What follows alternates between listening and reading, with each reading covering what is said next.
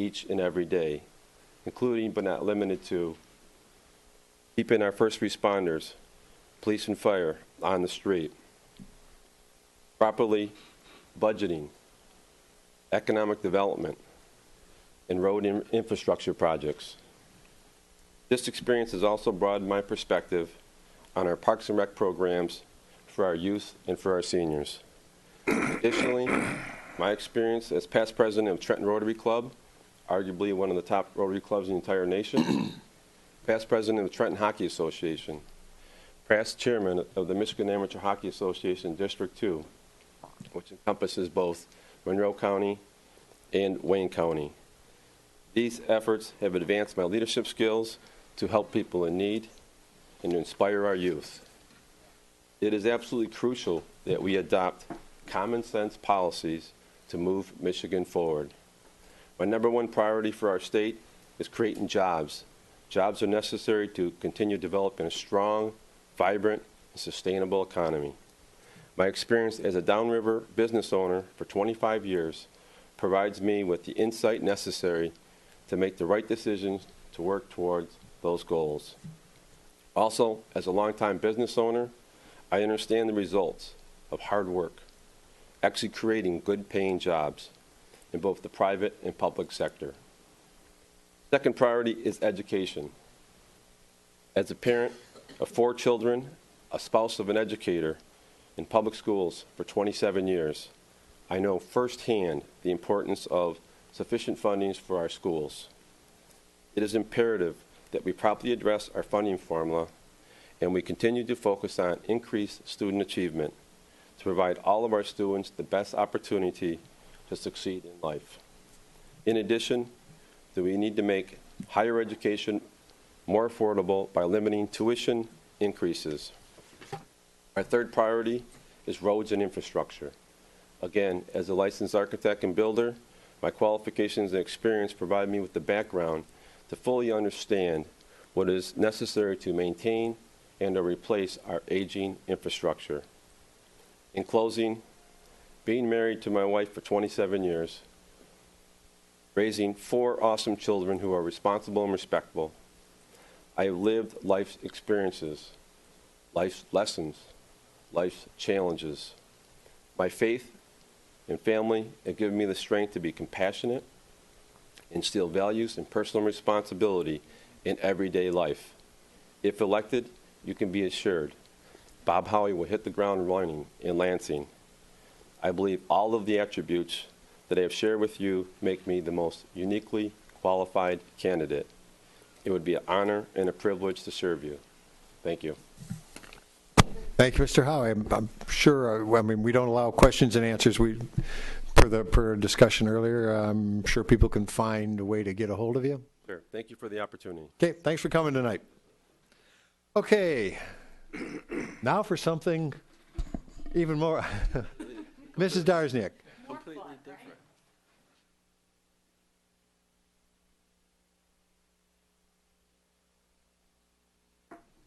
Good evening. I'm here today to go over the audit presentation, and Mike George is also with Yo, and Yo is here to answer any questions. We're here to do the audit. Again, we're just going to go over some slides, just touch on the basics for the entire 15-16 audit year. You can do that, Mike. Oh, got it?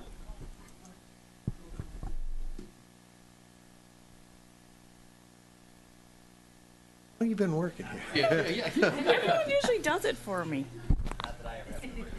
Yeah, Joe's going to have to push it back down.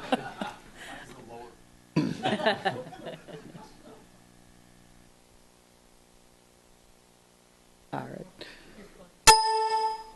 Okay, now it's really loud. Oh, wait. The first paragraph is basically we hired the auditors to provide an opinion on our financial statements. And basically it was, in our opinion, the financial statements present fairly in all material respects the financial position of the governmental activities and business type activities, the aggregate discretely presented component units, each major fund, and the aggregate remaining fund information of the Township of Groseville, Michigan, as of March 31st, 1st, 2016, and the respective changes in the financial position of cash flows were applicable. Therefore, for the year then ended in conformity with accounting principles generally accepted in the United States of America. Basically, what this is saying is that the financial statements presented are presented fairly in all material respects. And that's what the auditor is appointed to do, is actually provide an opinion. So we're going to go through the whole basics of the financial statements and the financial stability of the township. If we look at taxable values over the years, we can see in 2009 that the taxable value, these were the bad years, these were the years that we struggled. You can see from 2009 to 2010, it decreased by about almost 6.79%. And because of Headley, so when it was falling at a very rapid pace. We are now starting to come back. You can see in 2012, 13, 14, 15, it is coming back, but it's coming back very slowly. Because of Headley, it can't raise more than inflation. So from 2014 to 2015, it raised about 1.9% for taxable value. The next slide shows as our taxable value is raising, if you look over the last couple years, our millages have stayed the same. So there has really been no increase in millage except for in 2011.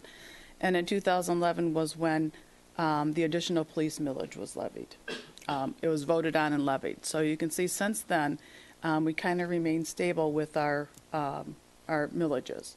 So with both those, with the taxable value and the millages, you can see that if you look up as our operating over the last 3 years, people say we're raising our taxes, we're raising our taxes. We're not raising our taxes.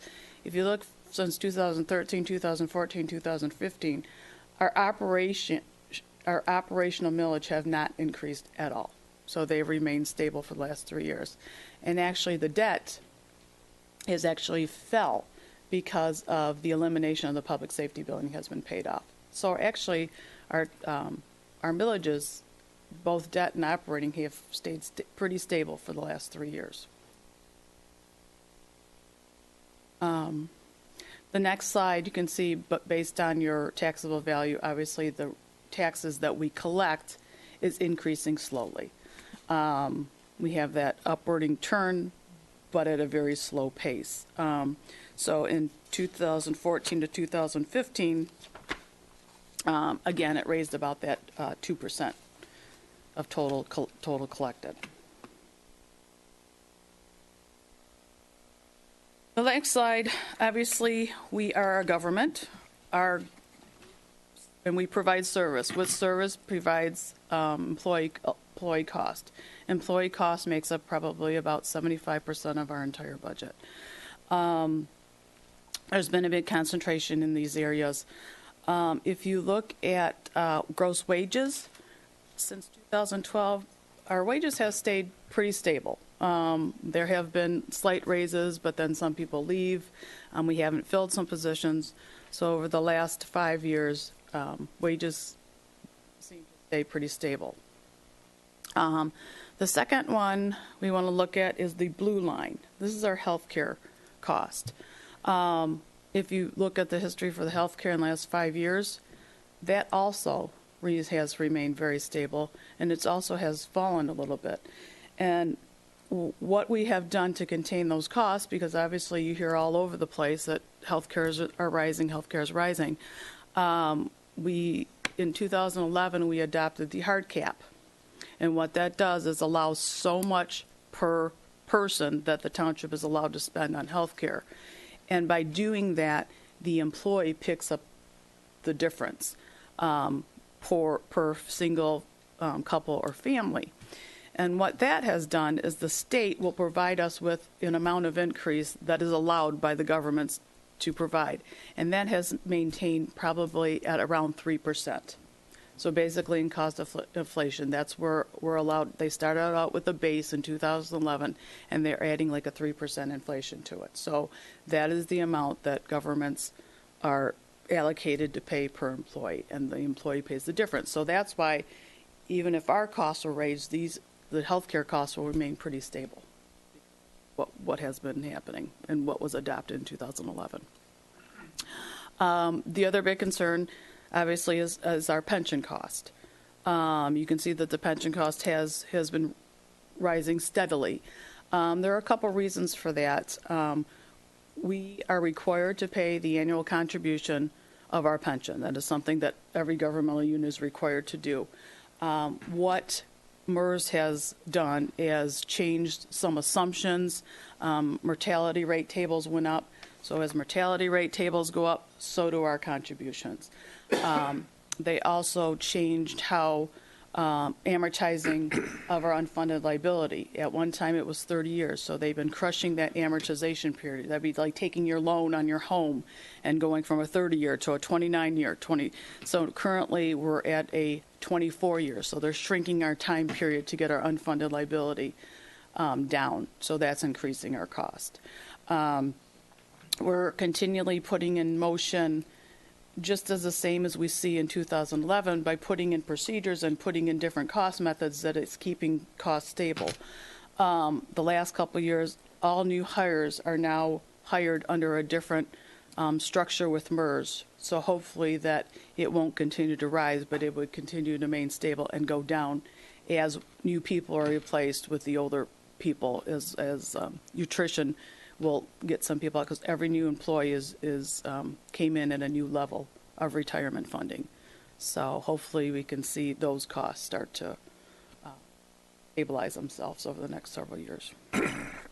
Excuse me, Ann. Yeah. Isn't MERS going to continue to decrease the years? Yeah. If you could just mention, I know they're going down to like 15 years. Right. They started out at a 30-year. We are currently at a 23-year.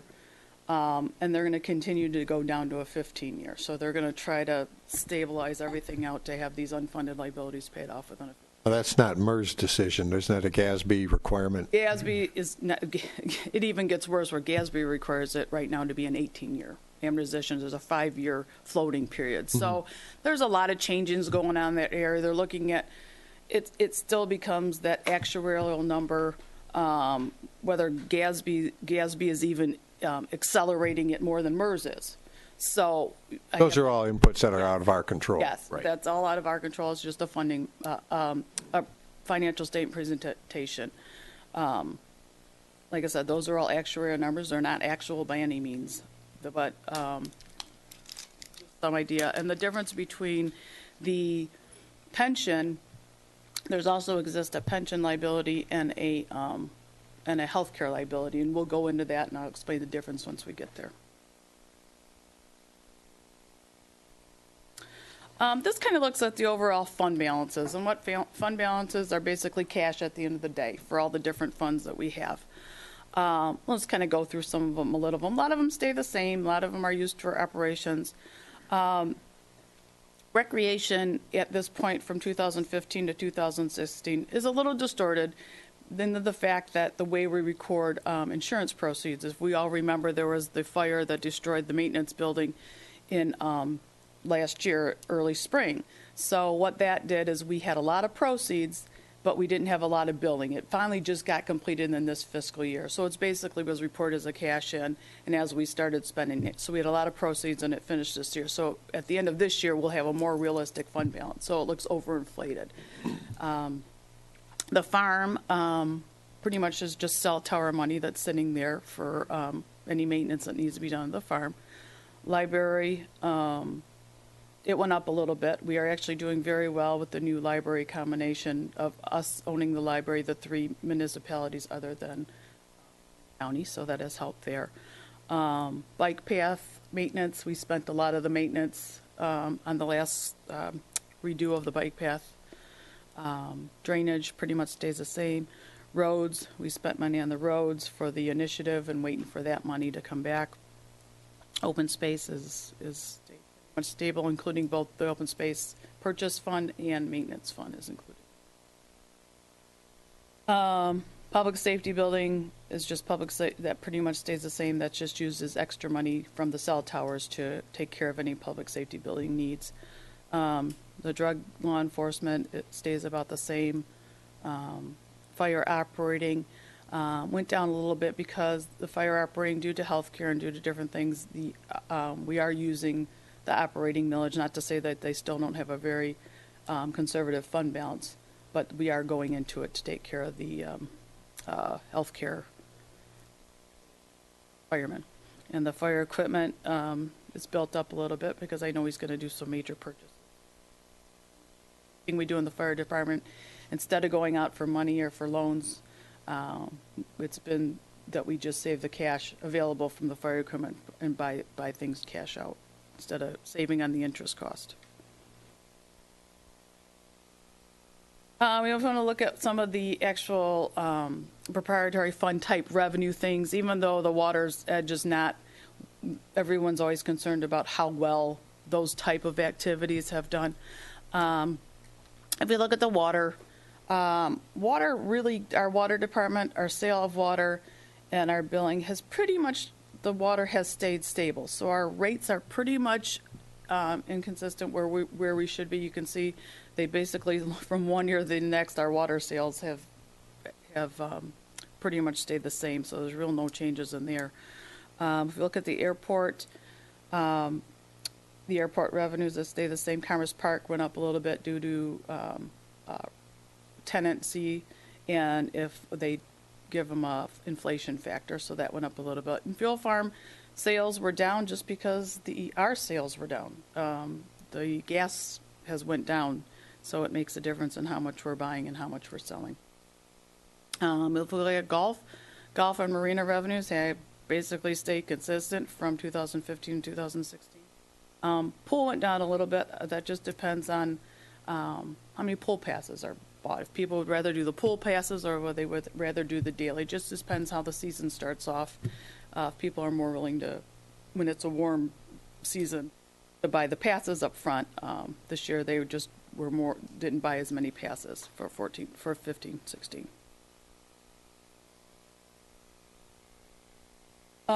If we look at this, we want to look at this is our long-term debt. This is all the bonds and all the balances that we have of the different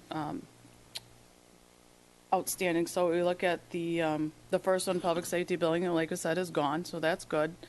That building is all paid in full. It's ours. We look at the next one, the building authority. That's the building we're sitting in. So we still own about 1.8 million on that. Special assessment bonds are just for special assessments that don't pertain to just that specific district. Capital improvements left is in the rec department. And then we have some notes payable that are in the rec department for the refinancing of the business type activities. That is all related to the sewer and water mains.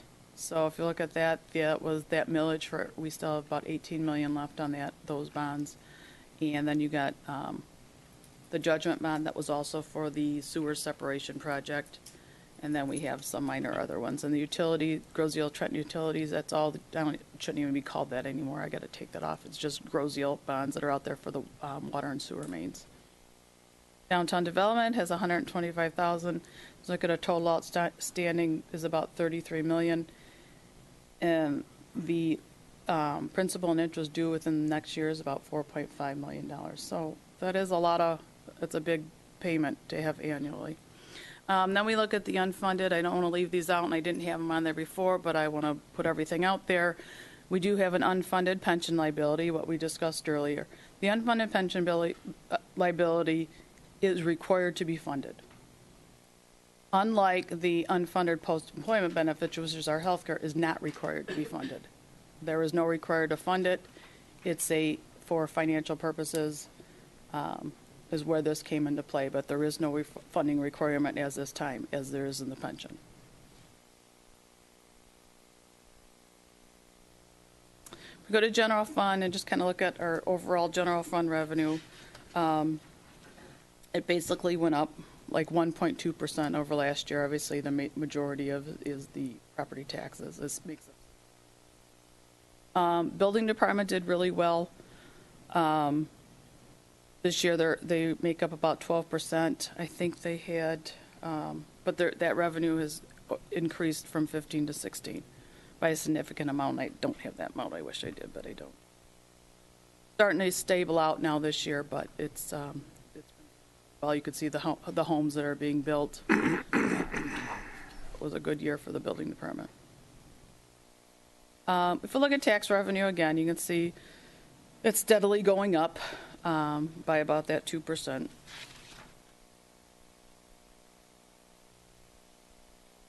One thing, we look at state share revenue, it was going up nicely. Now, last year it went down, basically due to the economy and what we're required to get. So not anything by our part, but just based on the economy, it's based on a calculation.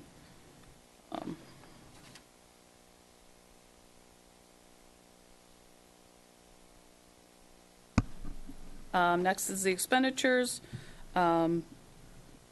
The expenditures went up by about almost $300,000 from last year. A lot of our expenditures, obviously, are the police department is the majority of it, make up 59% of it.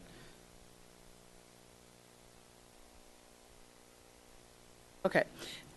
This brings up our fund balance and where we are from 2012 to 2016. If we go to 2012 to 2013, that was a big jump in revenue. Obviously, in 2012, we realized that we're running at a deficit. So when we passed that new police millage, we actually went up to the little over $5 million. And if you look over the years, that's pretty much staying stable. So our revenues are pretty much at that almost $5.3 million. And it's just that we don't have a lot of revenues in general fund. Our majority is our taxes, some state shared revenue. Those make up the biggest parts, obviously. And then if we look at expenditures, our expenditures are pretty much hit. I mean, they've gone up consistently. So overall, the current year that's being reported on, we ended up with a deficit of 264. But we budgeted a deficit of 275, and that budget deficit was for Township Hall parking lot. We redid that out there. We did some upgrading in the boardroom, the audio upgrade in the boardroom, and we also contributed $76,000 to the rec department for the building and facilities that we hadn't done in the past. So what this kind of tells us, if we're kind of running over the last couple of years, revenue equals expenses. I mean, we make some, we gain some. That's currently where operations are at right now. The only time that we need to dip into fund balances for things that are not routine in nature. If there's something that comes up, like I said, some capital maintenance or things that are budget. It's not, we are pretty, pretty stable right now as far as our revenues, meeting our expenses in the general fund for normal operations. So currently our fund balance is about 6 months of our spending. So if something could happen, we're still at a very comfortable level of about 6 months if something drastic happens. Here's just a chart to show how that fund balance. So if we look at revenues, obviously they went down. They're starting to go up consistently. And our expenditures are pretty much staying stable unless, like I said, there's some expected or unexpected or budgeted or capital maintenance and things that need to be. So other than that, does anyone have any questions of me or Mike? Was the audit report unqualified or qualified? I guess that'll be for Mr. George. Yeah, that'll be for him. I had some notes. I gotta make you work. Said everything. Well, I gotta make you work for him. You had an unqualified opinion, which is the highest level of assurance that you can receive on an audit. Again, just to reiterate what Ann said, that no funds were in deficit, and you have about 6 months expenditures in your general fund, which is a healthy fund balance. We always say you should have at least 2 or 3 at a minimum. But 2 or 3 months? 2 or 3 months Okay. expenditures. Again, like Ann said, it's for unexpected decreases in revenue, and which is not really going to happen too much in your general fund, but you could have unexpected expenditures. That's really the biggie. So you got to be careful of that. Your unfunded pension liability, the GASB 68, that's on your government-wide statements now. Again, the answer is $13.6 million. But as soon as they move that actually that by 1%, it goes from $13 million to $17 million. If it gets better, it goes to 9 million. If it gets worse, it goes to 17 million. Changes 2%, you're being over 20 million. So it's one of those huge numbers that moves really fast. It's going to change every year. Right. I don't know what your number was last year because it's the first year you did it. So I don't Right, remember what yeah, it I don't- was. But I can tell you for the school districts that I do, all the numbers went up from last year to this year because the actual assumptions change, the market changes. So if you see a decrease in the market, you're going to see that number go right through the roof, as it has gone up and down over the years. That's all that I have. I do, if you want to ask questions, that's great. I'm one of the people that live on LaSalle Court, and I want to thank you for paving my road. Waiting to get up and tell you that. We appreciate it, believe me. Thank you. But any questions? Okay, from the board, questions for Mrs. Darzniak, Mr. Georges? Of all the municipalities that your firm represents and reviews, what are the top 5 doing? Increase revenues, build their fund balance, where we might be able to look at them, try and implement or mirror some of the activities that they're doing. I think a lot of the ones that are doing well are having extreme growth, okay, in their communities, new construction. That's the main thing. To generate new revenues, it's really, really hard to do. A lot of the older communities that we do, and the ones that I'm on, actually, it's sort of flat like Roseville. It's not much is happening. Where we see the growth in the firms in the cities, the municipalities that we work on, it's new construction is really leading that charge because it's going right. It's going from vacant property of 100,000 to $1 million or $2 million. And those are the communities that are really doing better. Obviously, there's some extra costs with that, police and fire, depending on the size of the. But that's, I think, in older communities where you don't have a lot of economic development, I think it's And hard new to construction is exempt from Headley, unlike Right. uncapping through sales, which is really hurting the older communities. really sort of you're sort of stuck here unless you put a 10-story building somewhere. That's a high rise here somewhere. You're sort of stuck in what you're going to do. I mean, there is some construction obviously coming back. I know you said it was up 1.9%, and some of that isn't just inflation. Some of it's new construction. Some of it's sale of your houses that go up in taxable value once they sell. But even with that, it's only 1.9% this year. So without those, you would have been less than 1.9%. So there's not a lot of tricks right now. Thank you. Other questions? Okay, with that, Ann, thanks. Mike? Thank you, Ann. Ann did a great job. We enjoyed Thank coming you. out here, and they're very professional, and we got in and out pretty fast. Thank you, Ann. Yep, audit reports are, buying copies will be at my office. Thanks, Ann. Okay, thank you. Moving along. Yeah. Step to the consent agenda, Mr. Treasurer. Make a motion to approve consent agenda 16-053. That would include the minutes of the September 26th regular meeting, the minutes of October 3rd, and a check register through October 21st. Support. Okay, moved by Treasurer Van Oss, seconded by Trustee Budney. Questions, comments on the consent agenda? None offered. Those in favor of approving the consent agenda as published, please signify by saying aye. Aye. Aye. Opposed? None offered. The consent agenda stands approved. With that, we'll move on to tonight's action items. Fun stuff first.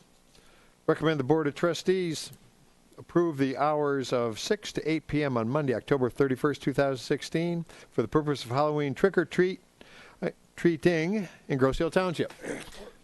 Okay, moved by the supervisor, seconded by Treasurer Van Oss. The background is we annually adopt the official Halloween trick-or-treating hours, and to my knowledge, it's always been on Halloween. So be careful out there, and like I say, be extra careful. Everybody will know the kids will be out between 6 and 8 p.m. Please put reflective colors on them. It will be dark. Comments from the board? Those in favor of approving the hours between 6 p.m. and 8 p.m. on Monday, October 31st, 2016, for the purpose of Halloween trick-or-treating in Grosse Ile Township, please signify by saying aye. Aye. Aye. Opposed? None offered. That is... Pick up this one, too, also. Number... Okay. I guess I'll get this one also. Recommend the Grosse Ile Township Board of Trustees publish a revision to the 2016-17 Township Board meeting schedule. Moved by the supervisor, seconded by Clerk Ranka. We had a misprint originally on the approved board meeting schedule. So we're revising that to indicate February 27th as the second board meeting in February rather than February 22nd erroneously published originally. And I will certainly scrutinize it in our next annual meeting to make sure we don't make that mistake again. That slipped by me. So, questions, comments? Those in favor of revising the Grosse Ile Township 2016 to 17 Township Board meeting schedule with it changed February 22nd to February 27th, please signify by saying aye. Aye. Aye. Opposed? None offered. That will be revised.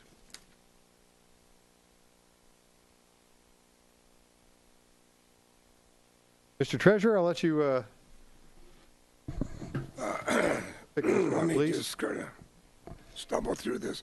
I'd like to make a motion that the board accept the Township of Grosse Ile's financial audit report with supplement information for the fiscal year ending March 31st, 2016, as presented. Support. Okay, moved by Treasurer Van Oss, seconded by Trustee Budney. It was the presentation that was just given. We know it was an unqualified approval by the our audit firm of Yo and Yo. If there are any questions have popped up in the last 2 minutes regarding the audit presentation? Okay, with none offered, those in favor of accepting the Township of Grosse Ile financial audit report with supplemental information for the fiscal year ended March 31st, 2016 as presented, please signify by saying aye. Aye. Aye. Opposed? None offered? That stands accepted. Okay. This is going to be a sea change, but it's coming. Yeah. I'd like to recommend Grosse Ile Township Board of Trustees accept the retirement of Mrs. Carol Canope. Support. Okay, moved by Supervisor, seconded by Trustee Smith. Well, we've all known Carol forever. Some of you longer than me, but I'm going to read the certificate of appreciation as a motion.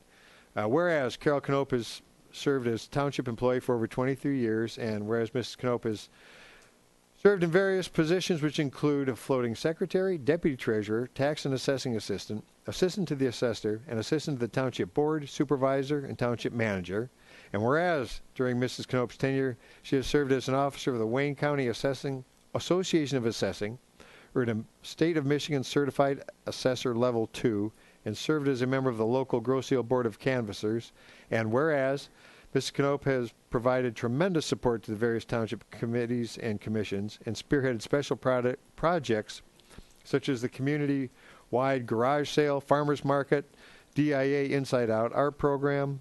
And whereas Mrs. Canope has worked tirelessly for our community, representing the Township of Grosse Ile in the most professional manner. And whereas Mrs. Canope is retiring from township employment on October 31st, 2016. And whereas the Grosse Ile Township Board of Trustees regretfully accepts the retirement of Mrs. Canope.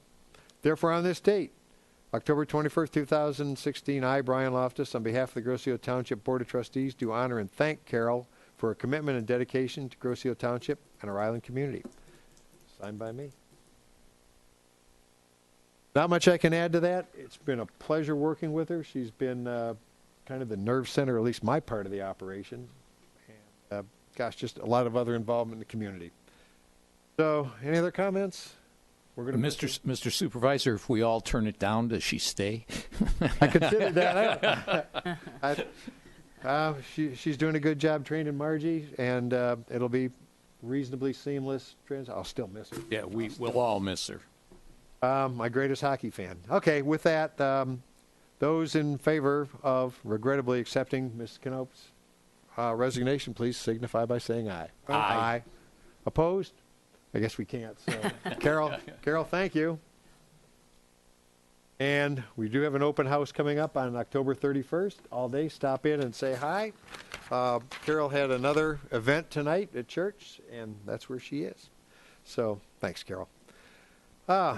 Let's see, number 5, Mr. Clerk. Mr. Supervisor, I recommend that the Township Board approves to hire the Daigle Law Group LLC for the police or for police consultant services.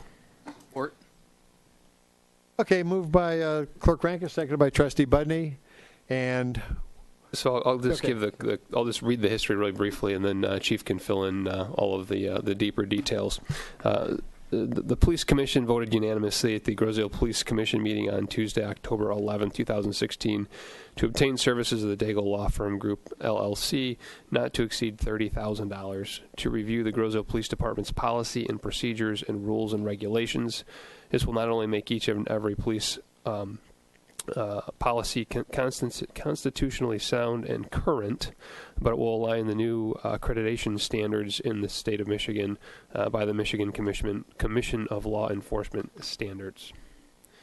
So, Chief, if you want to translate that for us. As all of you are aware, I've always looked for the best technology, the best equipment, the best products, if you will, the best training that we can go through here to make the Grosdale Police Department as professional as possible. And that also equates to less litigation, less issues. So what I've done is, in the state of Michigan 6 months ago, there's something called an accreditation. There's a national accreditation through, the acronym is CALEA, and that's a Commission on Accreditation for Law Enforcement Agencies throughout the country.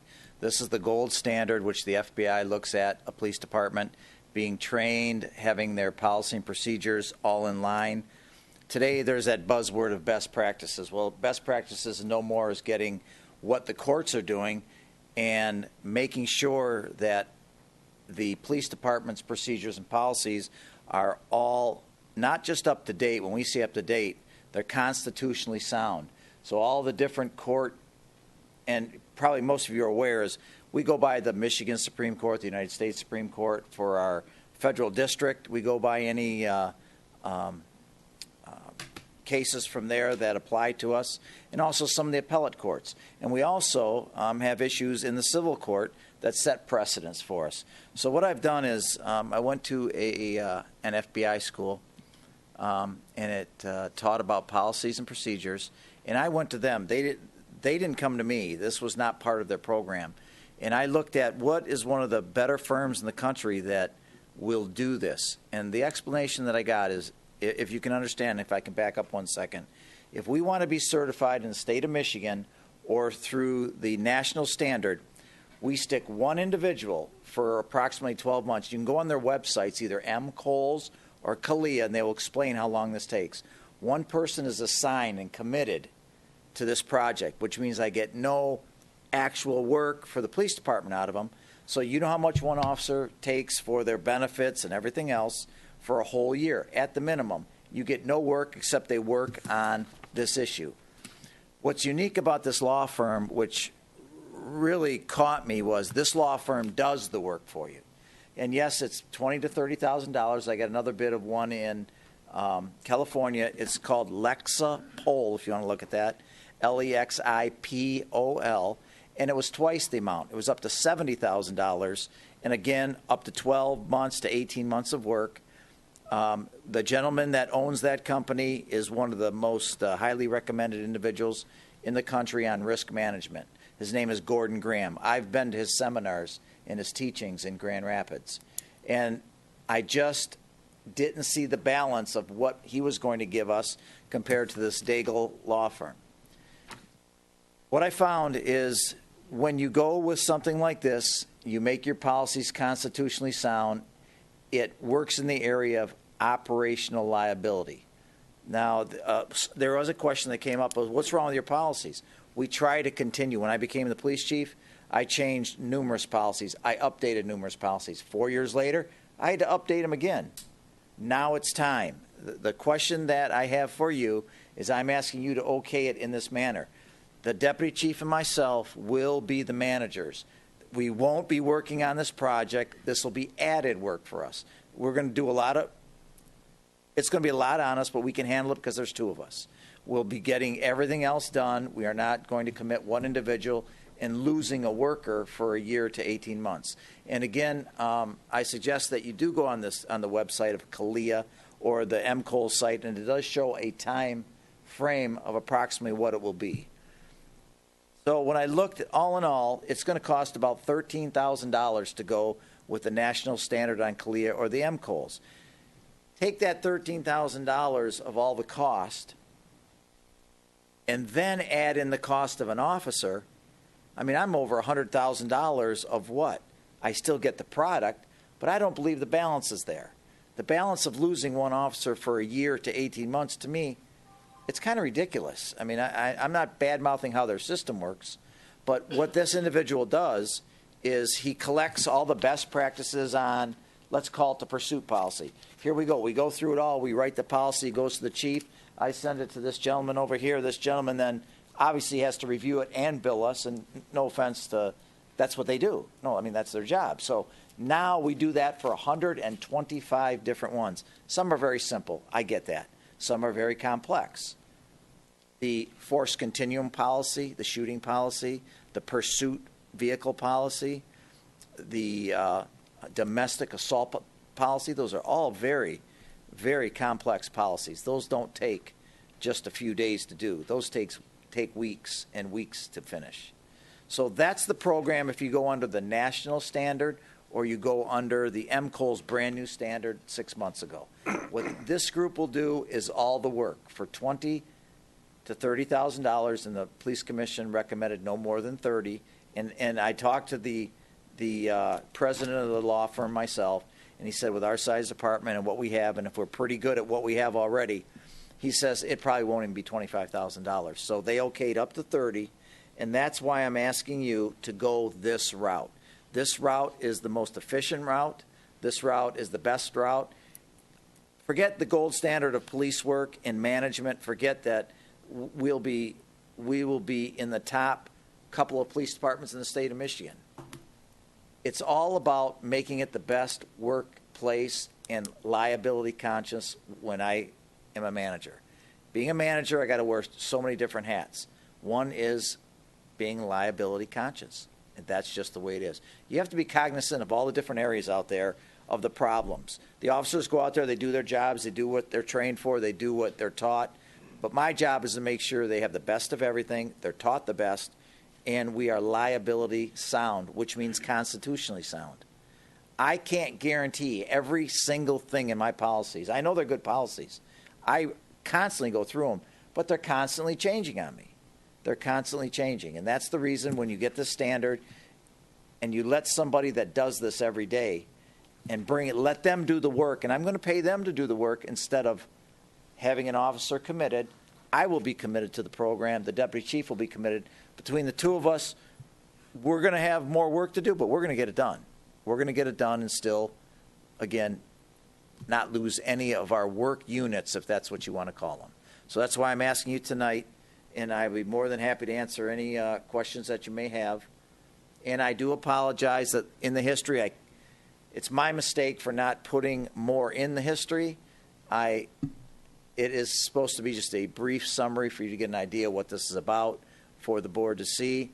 And if you feel this, you'd want it more of a discussion tonight as opposed to, I understand that, and I apologize to you. So that's what I'm bringing for you. My recommendation, Chief, would be somewhere between the amount of information you give and the amount of information the other chief gives. Just kidding, Duncan. But I know everything there is about rubber boats now. But it too much, not enough. But it took a little bit of research this afternoon, and Chief came gracious enough to come in earlier. We sat down, and who knew what MCOLs stood for before this evening? Michigan Commission on Law Enforcement Standards. It's been around since, 1965? Yes. But they established these standards just recently. 6 months ago, they're now doing a Michigan accreditation. There's only one that have already started. That's the Northville Township Police Department. And then we will be their second one through this firm. They will accredit us through Michigan. And others will go in, but there's already some some of the larger, and they're top-notch police departments. The Ann Arbor Police Department, University of Michigan Police Department, Livonia. Those are top-notch police departments. They all have the accreditation. There's only a handful in Michigan, and I want to be one of them. And I can do it in a way that's affordable. I can do it in a way that's more efficient than the basic way, if you will. And again, I don't mean to throw this in, but I do it at the end. There is no cost to the taxpayers. This is all 100% from the drug forfeiture program. Our forfeiture program, Ann was just up here and she explained that it always stays the same. Well, it stays the same even though we are continuously doing training out of it, buying products out of it, buying equipment, paying for one officer. We're allowed to pay for one officer through this program. So as you can see, this program, the funding of this program is continuously turning over. We have a very aggressive unit and money keeps coming in, and we have a first in, first out 2-year program. You have to spend, if you don't, they just give you a little warning, but first one that comes in, that dollar, must go out 2 years later. Well, obviously I'm not doing that, but I don't feel that we should be spending money that quick, but this is a way that we can get something that usually I can't budget for this. If I didn't have a forfeiture program, I wouldn't be here tonight for you. This is something that is very, very important to us, but we do have a funding mechanism, and that's the drug forfeiture mechanism. And I believe that this is the most efficient way to do it, and that's why I'm here today. And I'm obviously a little long-winded on it, but it's very important. Well, Mr. Rankin described it as, in a nutshell, something of an insurance policy. It ensures that our policies and procedures will meet national standards, meet or exceed the expectations. My question, which I didn't glean the answer to, was, okay, we get this all done, wrapped up, and 6 months later, a nuanced decision comes out of a federal court somewhere, but it's going to have ramifications that cascade through law enforcement nationwide. But since say it happens in Nevada, we don't get word of it. Will Daigle,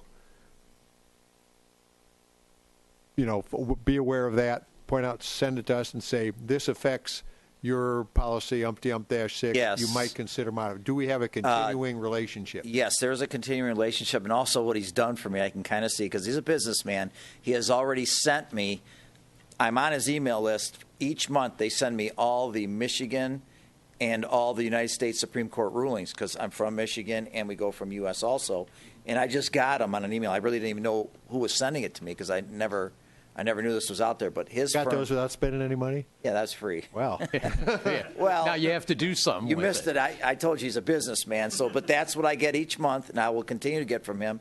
That will help. And then when I get something, I send it to Tom, and then Tom will review it to add it to the policy if need be.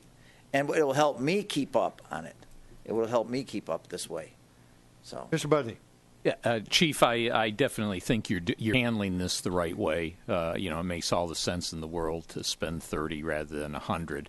The only thing I want to make sure, though, the action item says no more than 30. Are you confident that will be enough? Because the agreement doesn't read that way.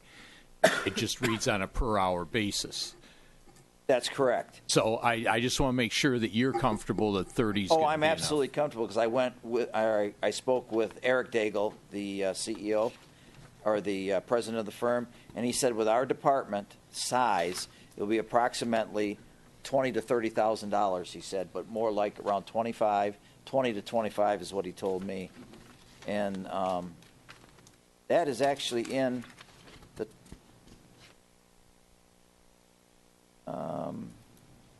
That in his letter? Yes, that's in a letter that I have. Let me. I just want to make sure that you're comfortable with the 30. That's going to be the enough. reason I'm comfortable with 30 is I got it straight from him. Page 8. I knew I read this. Yeah, policy development, approximately 18 to 24 months, and costs $25,000 to $30,000. It says on page 8 of 14, number 1.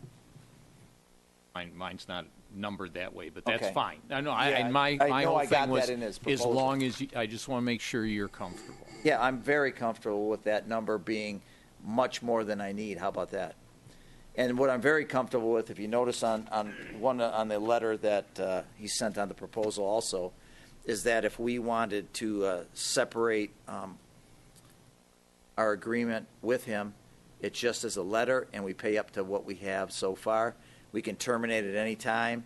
If we feel it's going awry or not going the way we want, I can terminate it that day by email, and then we do owe obviously up to that point. But I think that it's a win-win for us, and I feel very comfortable in the amount of money. I feel that it's efficient, and I feel it's the best cost for what is out there and what I'm trying to achieve.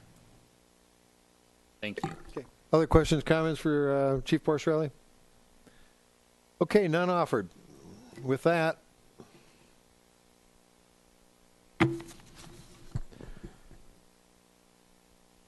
it's simple. Recommend the Township Board hires the Daigle Law Group, LLC, for police consultant services, and adding not to exceed $30,000. Those in favor, please signify by saying aye. Aye. Aye. Opposed? None offered. Okay, thanks, Chief. Thank you all very much. All right, fire.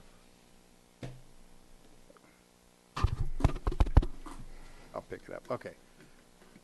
Action item number 6, our addition, recommendation.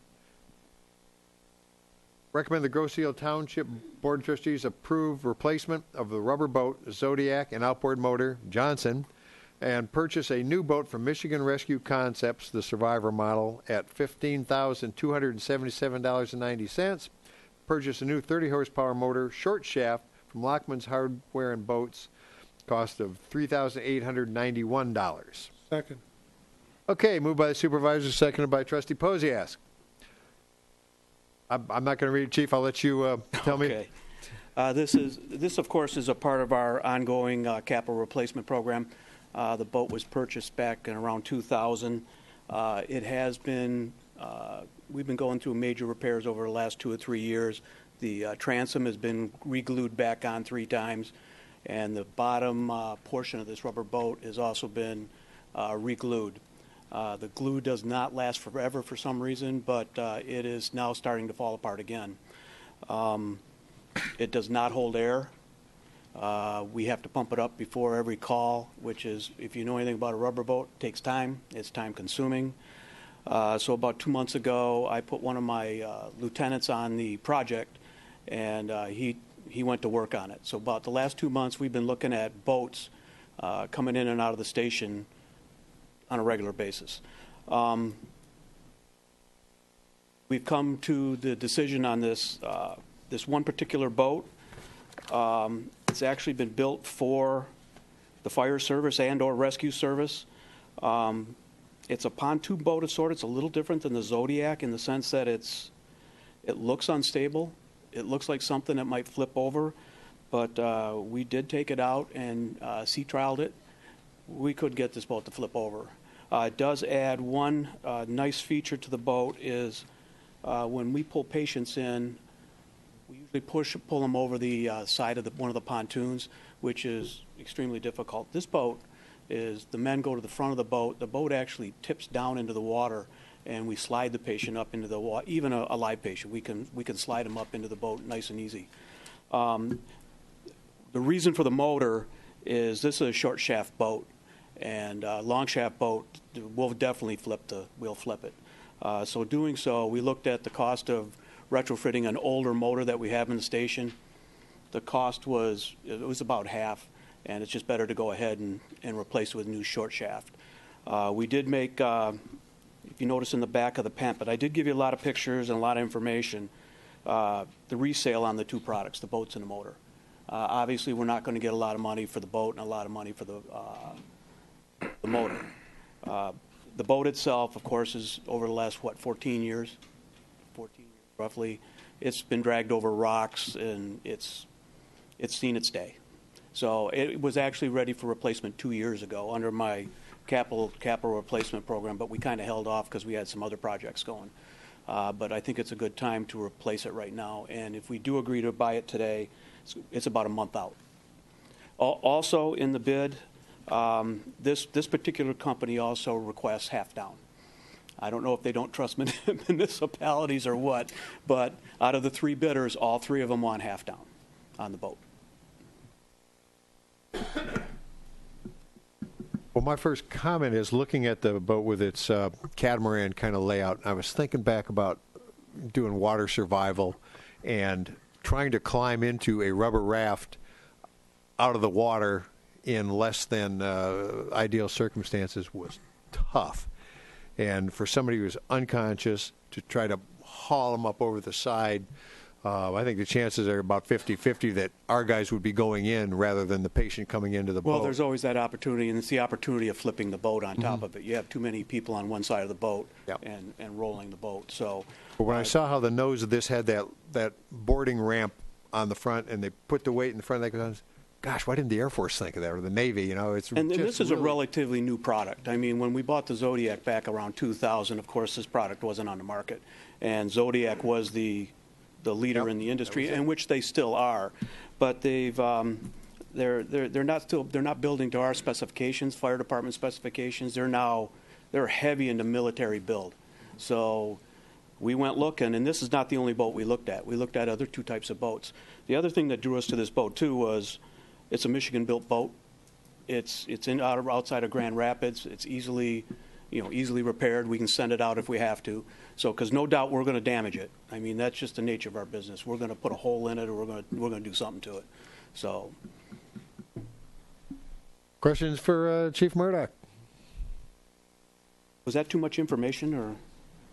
No, what you gave us was just fine, right? Just the 30 pages of boats, motors, and you gave us the comparative cost. You know, you shopped it. You shopped the motor. You shopped a resale on both of them. So plenty of information. But I had to pick it apart and see which model is the Survivor 1550. Okay, I had that was some work on my part, but No, and you had a lot of pictures, so that was good. that helped. That makes it a bit easier. I'm not touching that one. Other comments, questions for Chief Murdoch? With none offered, those in favor of approving the chief to replace the rubber boat, the Zodiac, and the Johnson outboard motor, and with a purchase of a new boat from Michigan Rescue Concepts, the Survival Model 1550 at $15,277.90, and the new 30-horse motor short shaft from Lockman's Hardware and Boats at $3,891. Please signify by saying aye. Aye. Aye. Opposed? None offered? Good job, Chief. Thank you. That's it for action items. Clerk's report. Mr. Clerk. Mr. Supervisor, we've got election coming up if you weren't paying attention. A couple of details on that election. Absentee ballots may be requested to be mailed to voters until 2 p.m. on Saturday, November 5th, and the clerk's office will be open on that Saturday, which is November 5th, from 9 a.m. to 2 p.m. Absentee ballots for the November 8th election will continue to be available in the clerk's office until Monday, November 7th at 4 p.m. However, on November 7th, ballots must be voted at Township Hall and submitted before leaving the building. Sample ballots are available in the clerk's office or by going to www.michigan.gov/vote or by going to our website, www.growsheal.com, and clicking on the link located in the homepage to view the ballot or check your voter registration status. Write-in candidate deadlines to file declarations of intent form are due by 4 p.m. this Friday, October 28th. And on Election Day, Tuesday, November 8th, voting precincts open at 7 a.m. and close at 8 p.m. The voters will be asked to provide a photo ID to obtain their ballot. Those not in possession of a photo ID may sign an affidavit of identity. Election results will be posted in the lobby of the Township Hall as soon as possible following the closing of voting precincts. Township Hall unofficial results for candidates and proposals cast on Groseal will be posted to the Groseal website as soon as possible after precincts finish reporting. That's it for Clerk's Report today. Thank you, Clerk Ranka. Treasurer's Report. Mr. Treasurer. Yeah, Mr. Supervisor, I'd like to have Mike come up and kind of give us an update on the runway and also some events that are going to take place.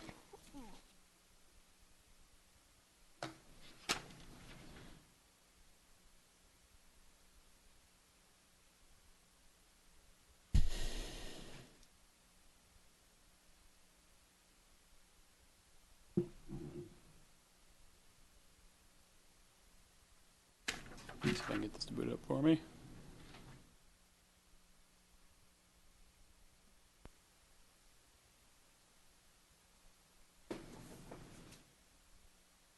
Wanted to put this in front of you if you haven't seen it yet. The airport has partnered with the extremely helpful BPAC committee. With the township, we were trying to do some kind of celebration for our runway reopening. Wanted to do something just small, brief, to thank our nearby residents and neighbors of the airport and general public for putting up with our dust during this process. Hopefully it wasn't too bad. But also kind of want to do an open house and get the public down, see what the airport does, the beautiful view off the south end of the island out into the bay. And again, thank everybody. So it'll be Saturday, November 5th from 10 a.m. to 1 p.m. Bring the family, friends, anybody else you can think of, out-of-towners, Groseal residents, everyone's welcome. The airport BPAC committee will be providing just cider and donuts. We'll have a little station along the way. Hope to have some fun. I intend to do just a brief ribbon cutting, nothing too fancy, but probably something right at 10 a.m. with the opening. Trying to locate a pair of big scissors. I think we've got that down now. So I know a couple of my commissioners will be there. Hopefully you guys will be able to join us again with your friends and family. Hope to see everyone out. Any questions on that? You can let me know. Call me at my office, 734-675-0155. We should have some volunteers out in the airport helping coordinate parking and all the logistics. Let's give a little history on that airport project. At the beginning of the summer, we undertook a major reconstruction of our primary runway. We were experiencing premature failures with a chemical reaction in the concrete as well as the design previous construction. We did an overlay over the original Navy concrete, so we're running into expansion issues as well as a chemical reaction. At that time, we were able to negotiate with the MDOT Aeronautics and the FAA to secure funding to reconstruct our primary runway, which is our major interest here at the airport. Involved a complete demolition and removal of our existing structure and replacement of all the under drains, base. We rebuilt it from the ground up. All new electrical and lighting as well, so it's a brand new system you're going to see out there. It is asphalt, it's a little different than our previous construction. But the runway length is identical to our previous runway. It is 25 feet narrower. That's just kind of right-sizing our operations with the aircraft that we have coming in and out of here. I would say the project is 95% complete. It is open and operational. We have some loose ends to tie up a flight check with some navigational aids and electrical equipment, some just kind of finishing everything up, grass restoration, things like that. So very excited for you guys to come down and see it. It's great to be done and have that off the airport's chest. It was a long process, but I'm very happy with how it turned out, and our engineers, I think, did a great job, the CNS engineer team. Thanks, Mike. Hey, Mike, quick question. For that event, if people come down, where do they park? How do they get there, to the runway? We're planning on entering them in through Hangar 2, which is just straight down Meridian Road. You turn right on Grow. You'll enter in the main entrance of the airport there. I plan on having a couple people usher. We'll probably end up parking the grassy area there on the south side of the T hangars in here, or we may park here on the taxiway because that'll be closed as well. Just kind of keep it close to the runway so the access is there. You don't have to be committed to riding the entire runway. It's probably about 1.5 miles total if you go down and back, but feel free to bring the bikes if you don't want to walk that far. So, Thanks, Mike. Just a couple of comments. This was a $6 million plus project. Township's portion was about $325,000. None of it came from taxpayer money. It was all generated through revenue through the Airport Commerce Park and the leasing of their properties. So that's important to know. And Miranda, could you come up to the mic, please?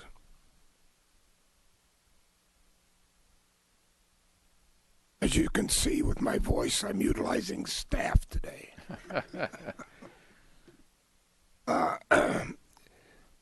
Just give the residents an update. The past 2 water bills that are going to be going forward to Wayne County. Past 2 what? Past 2 water bills. Oh, past due water bills. It's about $230,000. Right, those are for the delinquent accounts. Right. They will be forwarded to Wayne County. Thank you. Thank you. They'll be forwarded to Wayne County to be put on the winter tax bills. It's for non-payment of the water bills. The township assesses 15% on top of that, and Wayne County, I believe, also assesses the same. So those have already gone out to Wayne County. Gone forward. Yeah, they've already gone forward. But they've gone forward to Carroll or to Wayne County? They've got to both. So the lesson learned is if you think you're saving money by letting your water bills go to taxes, you might want to think again. Plus, there's a 1.5% per Right. month. There's a percentage At placed the on end top of the of first it. year, unless you're in the 80% tax bracket, it's going to cost you money. I just wanted to bring that up. All of the financials are on my website, and I have no further comments. Okay, thank you, Mr. Treasurer. We'll move on to trustee reports. Mr. Posiask. Thank you, Mr. Supervisor. Rather brief tonight. Just a couple of things. I don't want to steal your thunder on the Halloween parade. But I want you to know that the bikes are going to be running at the front of the parade. Bike BPAC is really geeked about doing this, and they will be at the front of the parade. Stand to the side.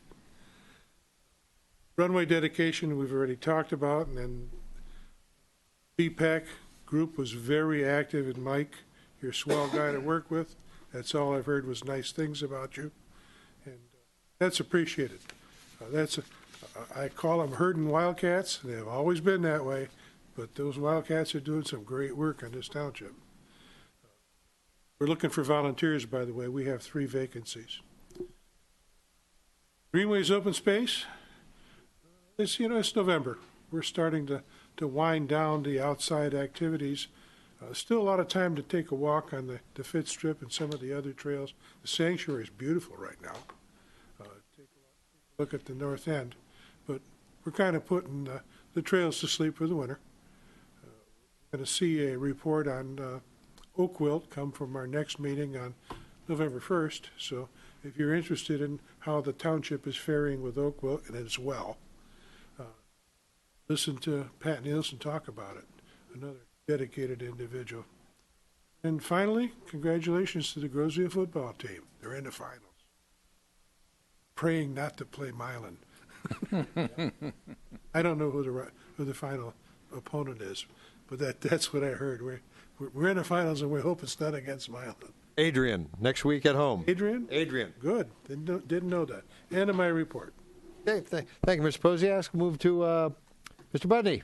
Thank you, Mr. Supervisor. Not a whole lot. We didn't have a DPS meeting this month, and we don't have a ZBA meeting this month, so really nothing to report. I just wanted to mention our next DPS meeting, which is Tuesday, November 8th, will not be televised. It will not be in this room. It'll be in the conference room, and that's due to the elections that day, so they're going to be taking up this space. That's it. I'm just going to, one request, Mr. Buddy. We spent several hours with Wayne County, not Wayne County, with the Great Lakes Water. And you're more of the expert on water, you're the DPS guy.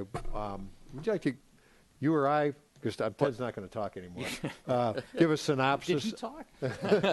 Kind of a synopsis of that meeting? Well, I mean, the purpose of the meeting is Grosville right now is out of contract with Great Lakes Water Authority. So we're just on a year-to-year basis or a month-to-month basis.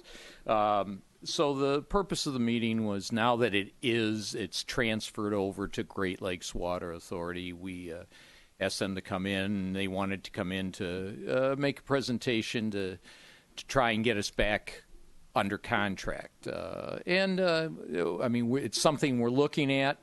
It would be a 30-year contract, which is quite a uncomfortable uncomfortable amount of time, and I think as a whole, our biggest problem is the huge debt load that they had to pick up from the Detroit water and sewer. They were in. We listened to them. They made a very nice presentation, and it's something that we're looking at. Wanted to get your take on it. I mean, we talked about it before and after. Treasurer Van Ost, Mr. Budney, myself. Very educational. We we're going to have decisions to make, and they gave a good presentation. I don't know where we're going though, so we're still studying it. And again, water was brought up. Obviously, we're going to provide you with water. It's just a question of the most cost-effective, reliable way to do it. We're working on it. Thank you, Mr. Budney. And Mrs. Smith. Thank you, Mr. Supervisor. Last week, Wednesday on the 19th, the Island Fest Commission met briefly. One of the largest outcomes that is probably going to come for Island Fest next year is some layout changes. And I know that the chair is working to make some of those conversations happen with public safety to make sure that it all works together. The next meeting is actually on Wednesday, November 16th. But I wanted to let everybody know the lineup for next year, for 2017. Island Fest is actually taking place June 2nd, 3rd, and 4th, so hopefully we'll have some warmer weather. But Friday night, we've got the Mega 80s and then the fireworks. Saturday, Jazzapalooza, Howlin' Mercy, DR5, and Boogie Dynamite, and potentially some other acts to be announced. So that is it. I was just waiting to hear how many days away, but... Oh, maybe at the next meeting. Thank you, Mrs. Smith. Attorney report, Mr. Assorti. Good. Township Manager, Mr. Riem. Thank you, Mr. Supervisor. A few brief items. Last Thursday was Clerk Ranka's birthday. Happy birthday, sir.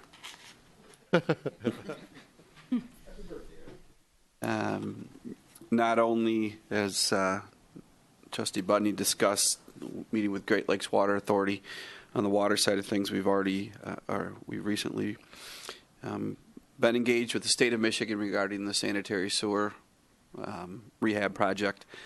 We received their response last week to a project plan we put together many months ago, so we'll be evaluating that. And I wanted the board to be aware of such. And to expand a little bit on the open house, October 31st for Carol Knope. It will be here at Township Hall all day. We're going to have cake, cookies, probably some pie, and we will be having some pizza and salad around lunchtime. So, and some people say, that's not much of a retirement. You have no idea what it took to get Carol to at least allow us to have an open house. Okay. I know those of you that know Carol know her, and those of you that don't have to understand she is very humble, very hardworking, and a very grounded individual. And she just does not like this type of stuff. She did have a commitment tonight, but she does appreciate the well wishes. So as a friend and coworker, I want to thank her as well. And definitely please mark your calendars and come by on Halloween and say hey to Carol. So that's all. Thank you. Thank you, Mr. M. Okay, let me wrap some things up here, just a few odds and ends. First of all, daylight savings time. According to Margie, set your clocks to fall back on October 30th, Sunday morning at 2 a.m. What this means is it gets darker earlier in the afternoon, and it's going to be real dark when the kids are out trick-or-treating Monday evening. So that's coming up. What else? Dine Out for Music we held this month at Pete's Place in Taylor on Thursday, November 10th. Come down and support the Grosse Ile Music Boosters fundraiser that day. There's two Pete's Places. This is the one north of this in Taylor, so it's on Telegraph north of North Line Road. Hooray for Halloween. Costume Parade this Saturday, October 29th. Lineup is at the high school, 10:15 a.m. Parade starts at 10:30. Again, led by Wally in his gorilla suit on a bicycle and the rest of the B-Pack. I don't need a suit, brother. I'm hoping. And trick-or-treating hosted by the Island Business Association is after the parade, Saturday, October 29th from 11 until 1 on Macomb Street. Grosse Ile Business will be handing out candy. Those of you who will be driving after the parade, be very careful because there'll be kids running everywhere, and that's the way it's supposed to be for Halloween. Grosse Ile Alliance for the Arts, canvas, cupcakes, coffee, held at Centennial Farm Rec Building. on 3rd Street. We all know where it is. November 12th and again in February from 11 to 2. Learn to paint a beautiful acrylic painting with our own professional artist, Mrs. Donna Hinson. All supplies included, along with lunch. $35 for non-Alliance for the Arts members and 34 members, and the website is grosseagleartalliance.org. Township Hall will be closed in honor of Veterans Day, November 11th. Take some time to think about our veterans. And we mentioned the high school football team playing Adrian Friday night at home. So they're moving on towards state champs. And my final wrap-up, I had to some parts of my job are better than others, but I had 2 really great parts. And on October 5th, swore in now patrol officer Robert Piazza. And then again on the 19th, I had the privilege of swearing in now or almost patrol officer Gary Rouse, our new additions to the Grosse Ile Police Department. They're so young, but they're just great young men, and they're going to be a great service to our community for many years to come. So that part was fun. Some parts not so much. And that concludes my report. Mr. Supervisor. Suppose you ask. Your information on daylight savings time, I believe, is incorrect. I'm going to fire Margie. November 6th. A week later. All right. Thank you. So Halloween will still be dark, but it won't be as dark. Thank you, Mr. Posiask. Oh, Carol, please stay. Okay. I'm going to go over real good with her, aren't I? Yeah, that's it. You're on your own, partner. With that, we'll open to... Oh, we still have a discussion item. Chief.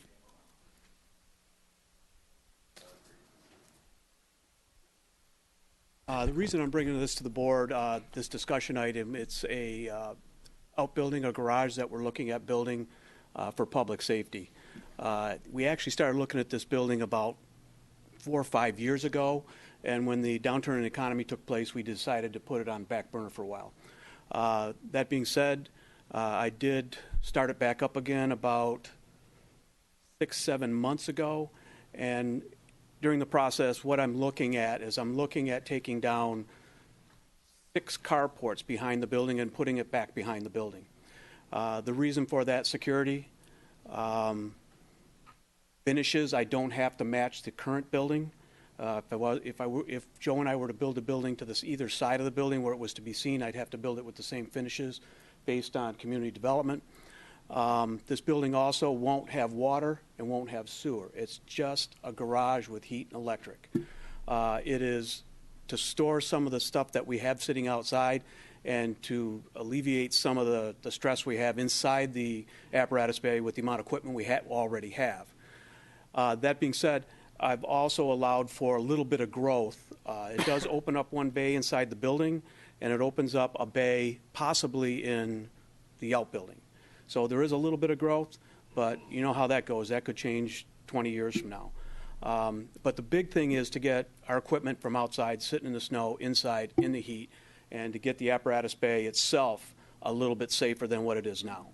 We have stuff stacked on top of each other right now, particularly our water rescue, and that's basically what's moving out to that garage. We're going to move the entire water rescue program, the pursuit when we store it for the winter, everything in the outbuilding. And then it's on site, it's secure, we know where it's at, and it's safe. So that's kind of how we're moving with it. And I'm looking at 3 styles of buildings. I'm looking at a stick-built. If we know what a stick-built building is, if you have any questions, please ask. I'm looking at a steel building, and I'm looking at a pole barn style building. And what I mean by a pole barn style building, not your typical 6x6s. It's all steel. It's erected like a steel building, but the pole barn people are now getting away from that, and they're using steels as their main column. So we're looking at those 3 options. I'm looking at it from a builder standpoint, starting to completion. I'm also looking of bringing a builder on, and with my background, a little bit of background in the construction trades, hiring some of the people that we know within Grosse Ile to take care of some of the inside stuff. I hope it's a Grosse Ile resident or Grosse Ile builder that could put it up, but if not, I'm definitely going to look at the cost versus the builder versus subbing some of the stuff out ourselves. And then I'm also putting a spreadsheet together trying to take a look at the building, how much it's going to cost us each year, and what it's going to cost us long term. what the roof is going to cost us to replace in 20 years or 25 years. What's the siding going to do in another 25 years? Things of that nature that just wear out. So I'm going to try and put a complete package together, so it'll be a lot of pictures. But it'll have a complete, I hope to have a complete idea, so when you read it, you know where I'm going with it. And what I'll do is, if you agree to this, I'll bring it back as a discussion item on what direction I think we should go with your help. What's our most economical, our most efficient way to go ahead and handle this building. Then at that point, if we decide that it's something we want to do, and I also already have a number in my head that I don't want to go over, and if it does go over that, this project gets put back on hold again. So it's just something I would like to pursue right now and get a feel for, and hopefully, if all the chips fall into place, maybe I could get something started in the spring. Discussion item. Questions for Chief Murdoch? Just about the size of the new maintenance building at Water's Edge, perhaps? I think I don't know how big the building, I think that building is closer to 10,000 feet at Water's Edge. This one, no, it's 40 by 70, so I think the building that we're looking at is approximately 3,200 square feet. And what I'm looking at, if we do build a stick building, I'm looking at 2 or 3 block up, like the present building, but then stick built from there up, trusses, siding, and asphalt roof. So that's kind of what I'm looking at right now. Heated and lit, but that's it. Heated and electric, that's it. It's, like I said, it's strictly, and I did look at water and sewer to get it back there. We can't tap the current building. They said it won't handle it. So to bring sewer and water from across Meridian all the way to the back of that building, along with water, oh boy. So we nicked that idea. So, but the big thing is we got to get stuff in storage. Who give the little building that's back there to Joey? What? Relinquish all holds on the other little building that's there. Well, Joey and I have talked. I have some preliminary drawings on what we're looking at, and I've talked with Joe. We are limiting a storage facility that both him and I keep a lot of stuff in. We're going to have to add on to the building we're looking at to make up that difference. We keep the bikes and the stuff that's stolen and recovered and things of that nature. So, yeah, there's going to be a little, probably a small addition to the current building. So. Mr. Treasurer.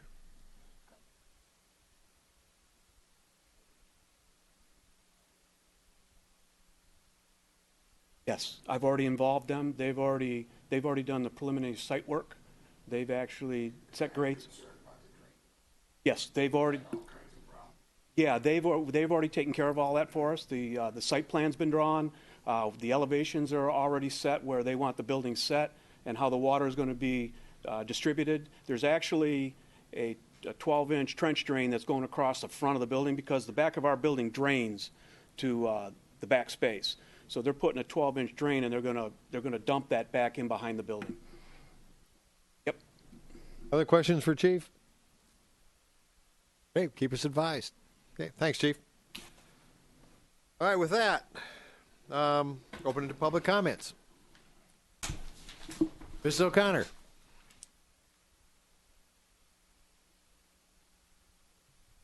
Good evening. Uta O'Connor, 8148 Island Boulevard.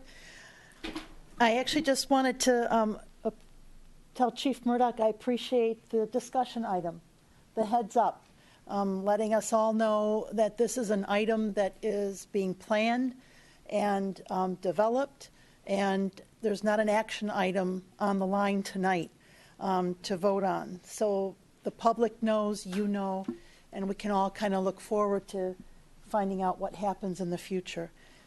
I think your voice thing is contagious. Excuse me. But I also came here today for a special reason.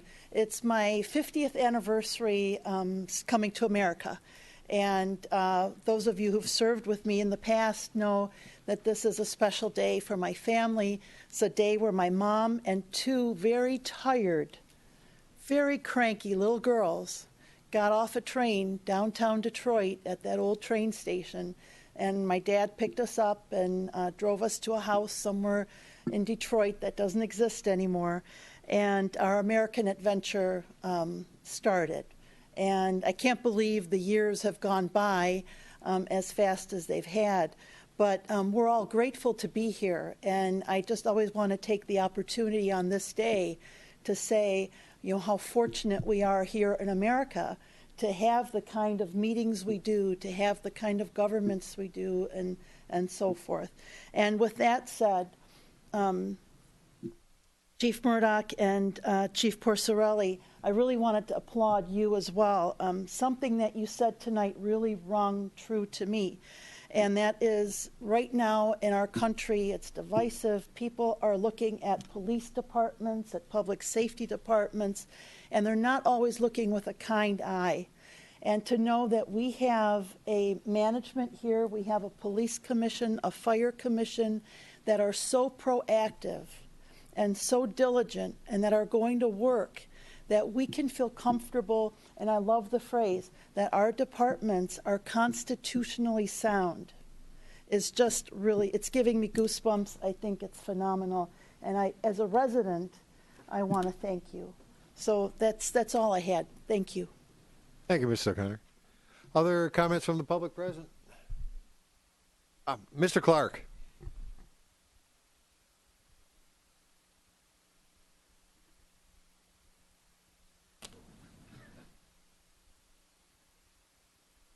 Woody Clark, Park Lane.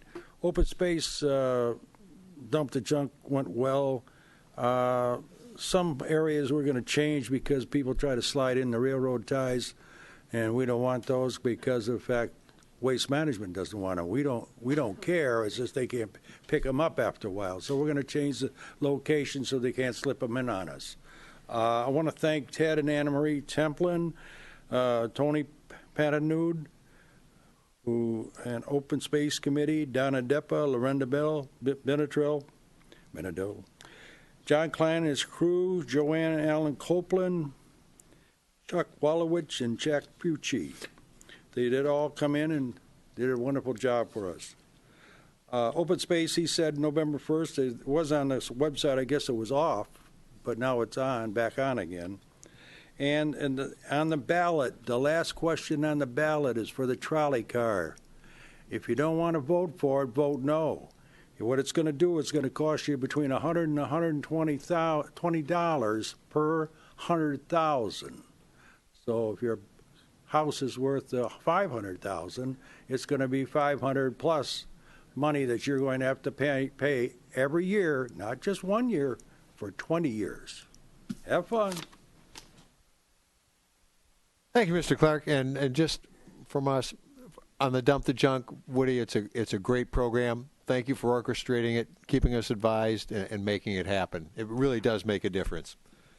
I see no more hands going up. So with that, would entertain a motion to adjourn to closed session. So moved. Second. Okay, moved by Trustee Budney, seconded by Trustee Posiask. And we need a 2/3 vote. Those, I'll go roll call then. Those in favor of going to closed session, Mrs. Smith? Aye. Mr. Budney? Aye. Mr. Treasurer? Supervisor? Aye. Mr. Aye. Clark? And Trustee Posiask? Aye. Okay, it's unanimous. We'll leave open session at 9:02 and I don't need it. adjourn to closed session. And if you have any questions for Mr. Howe, you can catch him before he leaves. Bob, thanks for staying.